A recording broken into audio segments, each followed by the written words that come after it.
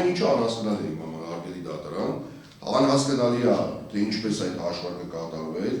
չի երևում, ամենակարևորը իմ համար թվերը, որի մասին խոսում է պարոն Աբինյանը,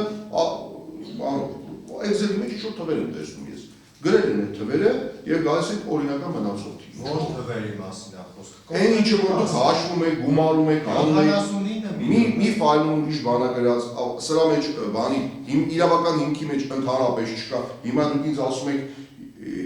ես տեսնում 79 միլիոն, ասում եք 79 տես չի, այն օրինականը չենք ներառել մեջը գրած օրինական մնացորդ այդ պայի դնությամբ, տեսնում եմ ես, որ հետագայում այդ մնացորդի մեջ տեսնում եմ ինչ-որ թվեր, իմ համար անհասկանալի էլի թվեր, դուք գումարում եք ասում եք 130 միլիոն, հեսա հետագա մեր հարցադրումների ընթացքում ես իմ